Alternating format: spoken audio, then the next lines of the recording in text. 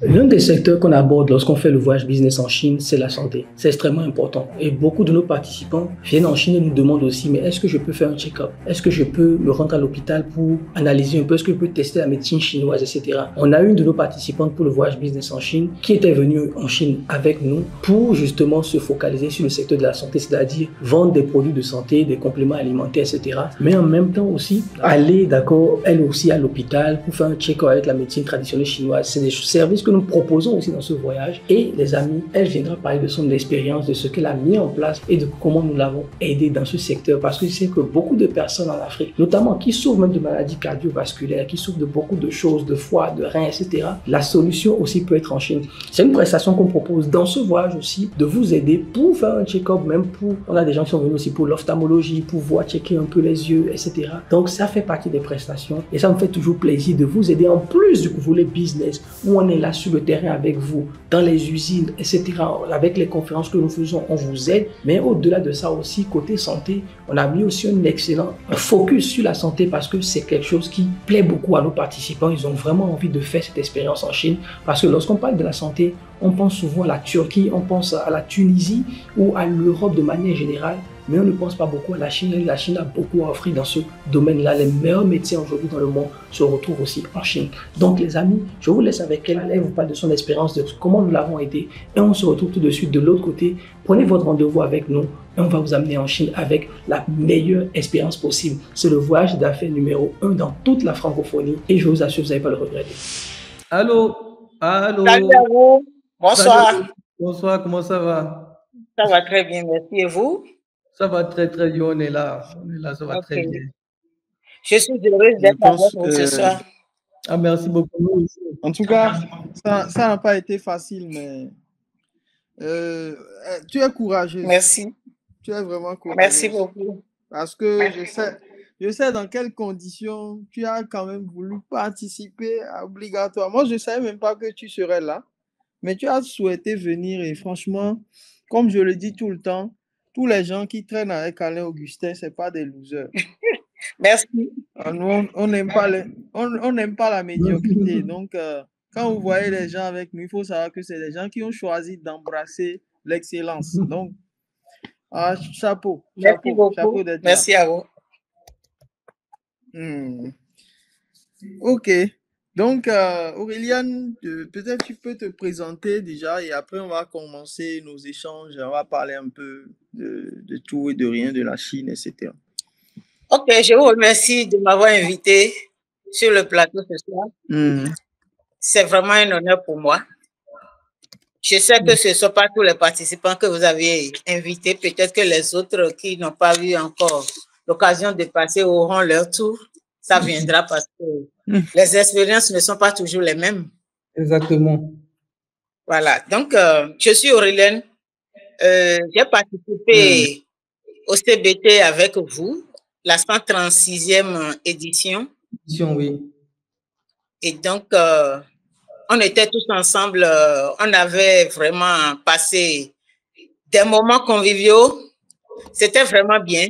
En tout cas, le temps passait sans qu'on ne s'en rendait compte. Chacun a tiré son profit. Je ne peux pas forcément connaître pour les autres. Mais bon, moi, j'ai fait ma petite expérience et je peux en donner le témoignage. Voilà. Exactement. Et du coup, c'est quoi on va dire, qu'est-ce qui t'a le plus marqué en Chine déjà, pour commencer? Qu'est-ce qui t'a le plus marqué? Parce que toi, tu as déjà voyagé en Chine. Donc, tu peux faire bien la comparaison entre quand tu étais allé et quand tu es allé avec nous aussi. Exactement. C'est vrai. Ce qui a changé, je vais vous le dire. J'avais effectué un premier voyage en 2006. Et c'était conclu avec un frère du Bénin qui était étudiant là-bas à l'époque. Et il m'avait invité, il avait vraiment souhaité m'emmener dans des endroits de business où je ferais assez de profit. Et donc, c'était sur cette initiative-là que j'avais pris la décision. C'est vrai aussi qu'il n'y avait pas que ça. On s'est connus à la CCIB au Bénin, à Cotonou, parce que nous participions ensemble à des conférences que la CCIB organisait mensuellement. Et donc, chaque ambassadeur des pays accrédités chez nous au Bénin venait pour faire un exposé, pour donner une conférence sur comment est-ce qu'il faut faire le business avec son pays. Et donc, j'étais régulièrement invitée et on s'est connus là. Et donc, lui étant en Chine et ayant aussi promis de m'emmener faire des découvertes dans le domaine business, j'étais vraiment contente. Et donc, j'ai pris la décision. Je suis allée, mais malheureusement, au moment où j'y étais, il n'était pas à Guangzhou, il était vraiment loin. Et donc, il a fait appel à un ami étudiant comme lui, mais il était malien. Et donc, le malien devait m'amener dans le commerce, me faire découvrir les milieux. Mais je vous assure, ce n'était pas vraiment ça. Je n'ai pas été comblée, je n'ai pas du tout eu satisfaction parce qu'il ne m'a pas emmené dans les milieux qu'il faut. Juste de petits marchés, c'est vrai, par son intermédiaire. J'ai connu Tenchou et d'autres petits marchés, mais ce n'était pas vraiment les grands marchés. Donc, je pouvais acheter des choses sur lesquelles je ne réussirais pas à faire de grands profits quand je serai de retour au pays. J'ai acheté un peu, je n'ai pas beaucoup acheté, j'avais encore plein de sous sur moi. Et j'ai ramené tous les sous à la maison parce que je n'étais pas vraiment comblée. Je savais déjà que si j'achetais, ce n'est pas forcément le bénéfice que j'en tirerai. Et donc, ce ne sera pas profitable pour moi. Donc, voilà, ce n'était pas vraiment une très bonne aventure. Par la suite, j'ai voulu y retourner, mais en ayant pris soin de préparer ça avec des gens qui connaissent bien le milieu. Je n'en ai pas eu. Mais fortuitement, l'année dernière, c'était en 2024, courant février-mars, j'étais sur YouTube. Quand je vous ai découvert, j'ai vu d'abord Augustin qui était en train de développer des messages sur les affaires. J'ai dit, mais tiens, ça paraît beau, hein, mais est-ce que ce ne sera pas l'arnaque par la suite? J'ai suivi avec beaucoup d'intérêt et à la fin, j'ai beaucoup douté. Et le lendemain, je suis reparti sur le site. J'ai suivi encore le live de ce jour, mais malheureusement, c'était presque la fin de cet épisode-là. Et donc, je comprenais que c'était à 2 doigts de la fermeture et donc si quelqu'un ne prenait pas la décision de voyager, la personne n'aura plus l'occasion de le faire parce que le délai était là, allait expirer donc j'ai vu que cette fois-là, ce n'était pas vraiment mon tour. Et j'ai laissé passer. Mais comme ils ont dit qu'après ce voyage-là, il y en aura encore en octobre, ça aussi je le savais. J'ai attendu et quand ils ont voulu lancer la formation, j'étais déjà connectée. Donc je me connectais. Quand je suis tombée dessus, j'ai pris la formation, je l'ai faite. Et puis, bon, de la formation, on est passé au voyage. Et j'avoue que le voyage s'est très bien passé. S'il y a quelque chose qui m'a marqué dans le voyage, je dirais d'abord l'hébergement, parce que c'était le premier, c'est vrai, on a été bien accueillis à l'aéroport. Et puis l'hébergement, c'était vraiment impeccable. Je vous assure. Par rapport à l'ancien, c'était comment? L'ancien, là où j'ai... Oui, là où tu étais resté en 2006, c'était comment?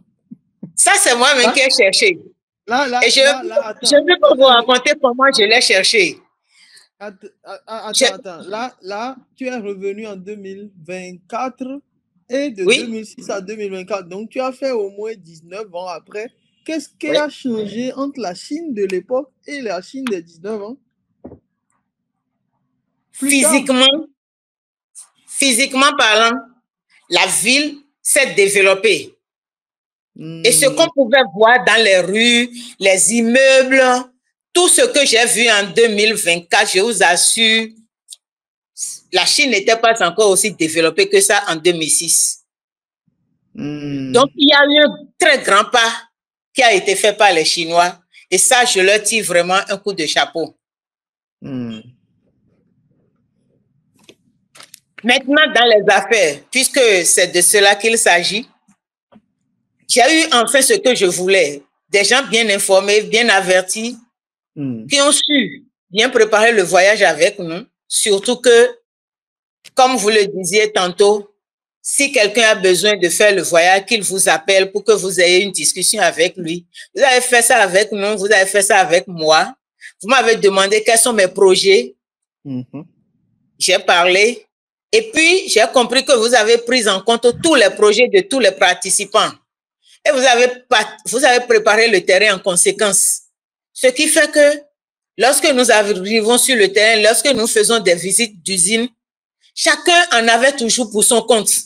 Soit on va dans une usine qui apportait des réponses à quelqu'un par rapport à ses projets, soit la personne découvre, il fait une nouvelle découverte. Mais toujours est-il que chaque préoccupation des participants avait toujours sa réponse. Et ça, moi, j'ai vraiment aimé. Parce que j'ai trouvé la réponse pour ce que je voulais. Mais j'ai découvert encore parce que des réponses qu'on apportait à d'autres personnes, ça me donnait encore des idées de projets. Ça m'a marqué.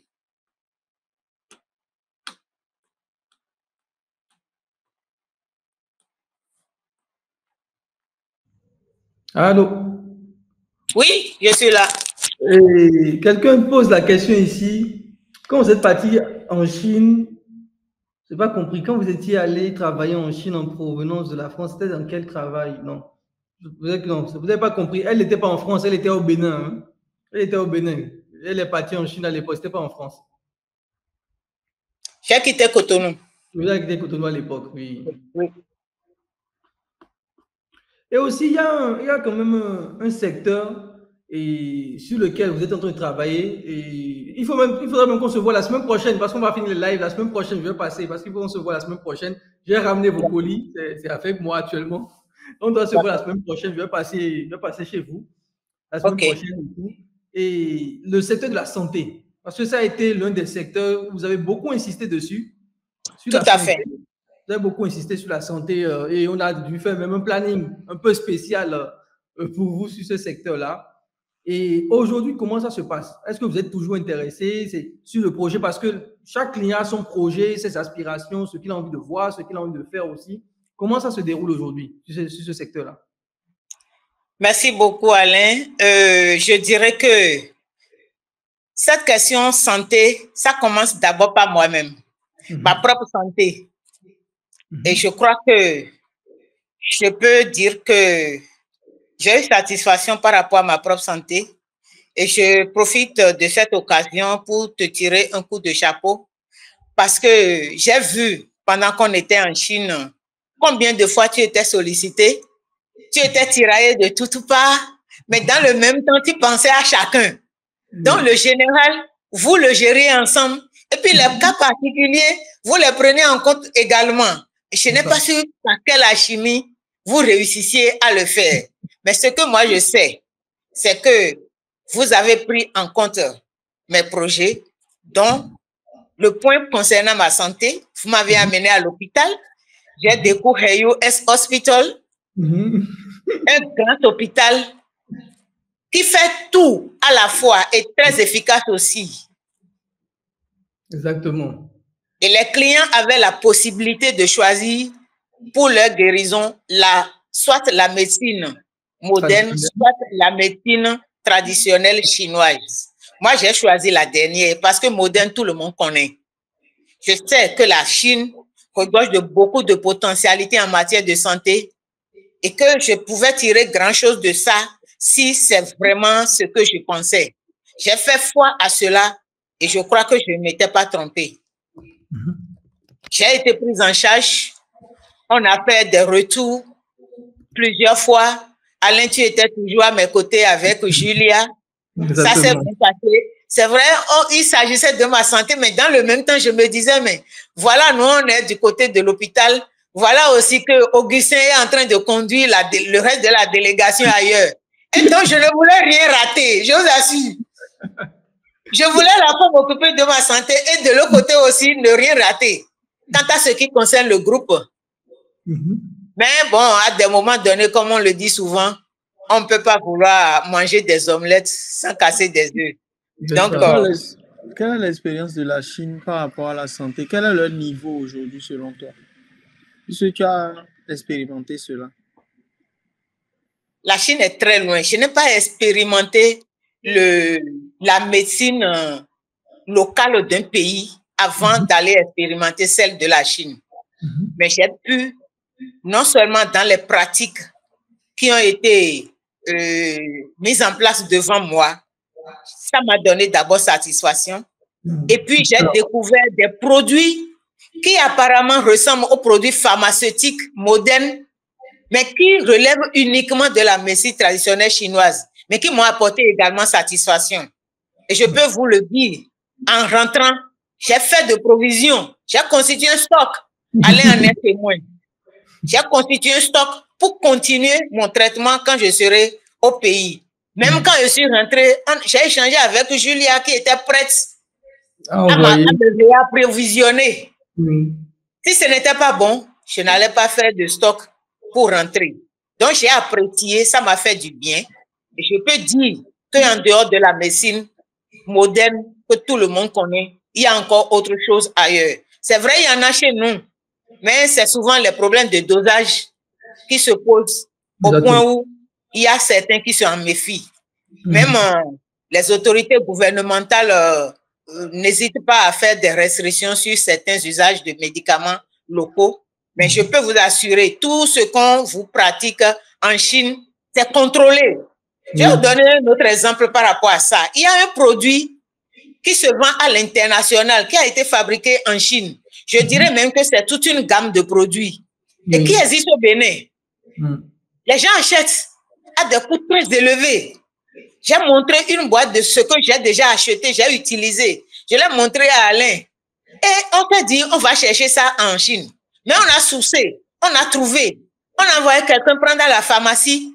Mais on n'a pas pu lui servir, on a dit ça là. C'est fortement sur ordonnance médicale qu'on le sert. Allez en être témoin. C'est pas des produits qui coulent les rues. Donc c'est très bon, c'est efficace. Et les gens ont pu trouver les moyens par lesquels ils vont amener ces produits-là chez nous et ils les vendent. Seulement, c'est très cher. C'est pas à la portée de toutes les bourses.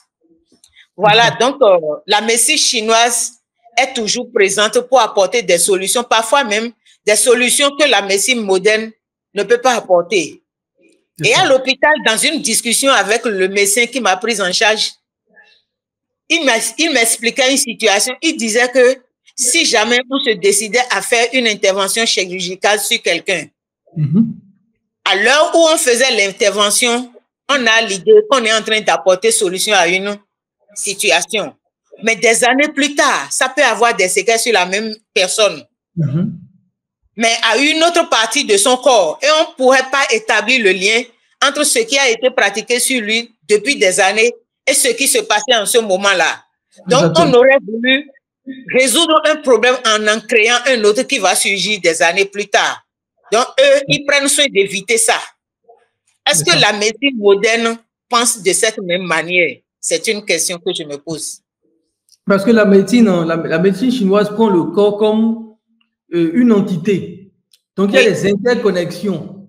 Alors que la médecine conventionnelle est localisée. C'est-à-dire que si tu as mal au bras, on traite le bras uniquement. Tu as mal au foie, on traite le foie. Et la médecine chinoise dit que si tu as mal au foie, peut-être que ça vient de tes pieds. On ne sait pas.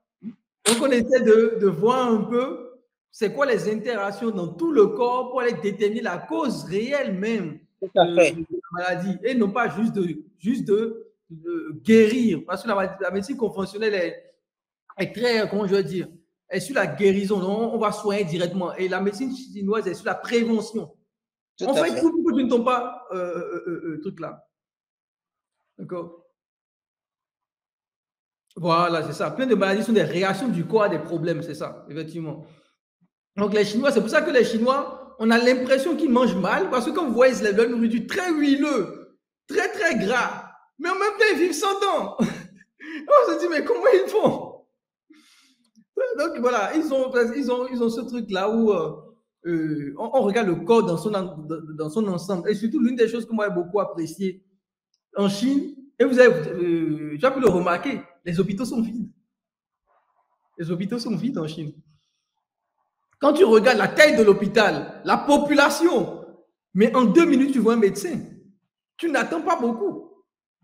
Et moi, je me suis toujours posé la question, mais pourquoi? Parce que moi, quand je suis tombé malade pour la première fois en Chine en 2018, j'avais peur. Parce que je suis allé aux urgences et je me suis dit, ah, les gars, ils sont 1,4 milliard. En France, déjà, tu vas aux urgences, c'est 8 heures, 10 heures de temps après, on te prend. Mais si je vais aux urgences en Chine, ils vont me prendre 2 jours après, je vais mourir aux urgences. Je n'ai pas attendu 2 minutes. J'étais devant un médecin. Comme on a fait chez toi quand on est venu, il faut aller voir une machine, tu tapes les informations dans la machine, ça te sort quelque chose, et t'attends, on te dit, va aller au 3e étage, et après tu es devant un médecin. C'est tellement rapide de voir un médecin en Chine. Et moi, je me disais, mais ce gars-là, s'il doit aller aux urgences en Chine, mais je vais mourir aux urgences. Et c'est après que j'ai compris qu'un bon médecin,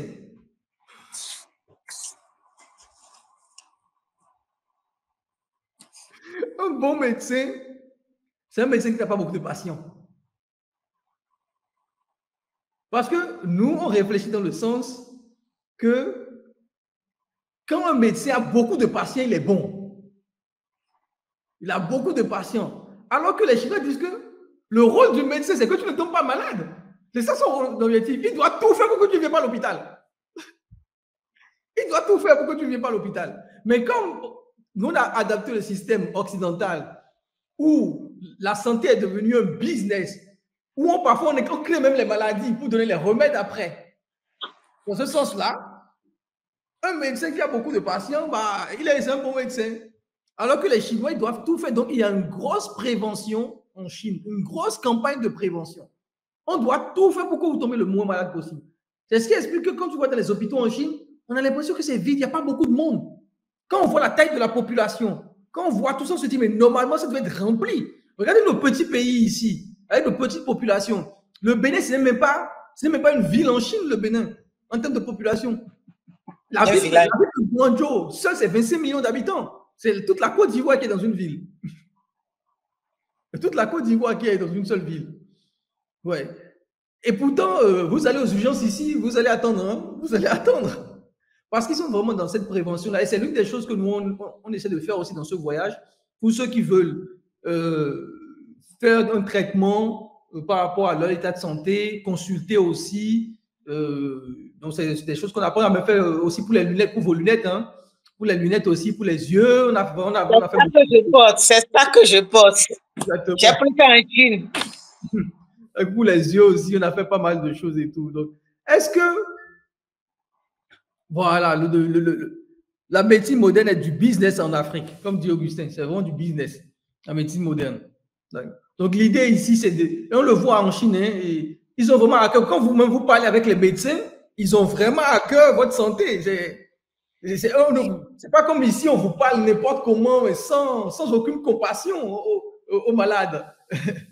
Sans aucune compassion parfois. On voit qu'on a vraiment à cœur le bien-être de la personne. Que la personne ne revienne plus à l'hôpital. Comment ça, qu'il ne revienne plus à l'hôpital. Est-ce que vous avez des questions pour Aurélienne? Est-ce que vous avez des questions?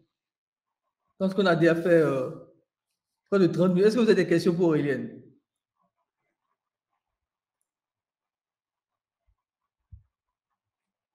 Est-ce que vous avez des questions?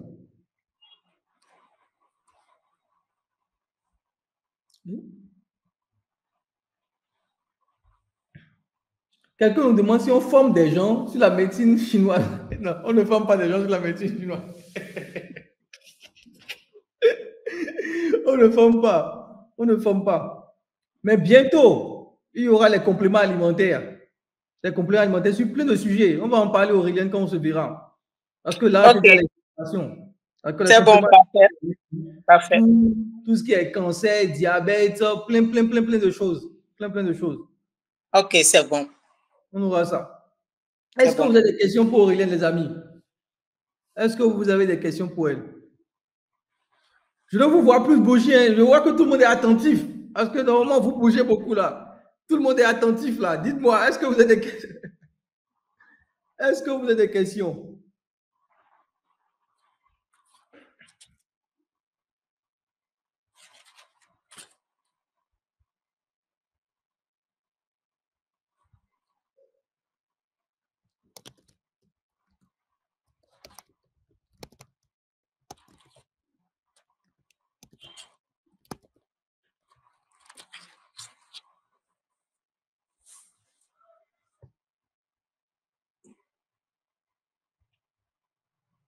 Quelqu'un demande si tu as acheté, non, elle n'a pas acheté du matériel médical, d'accord? Elle n'a pas acheté du matériel médical.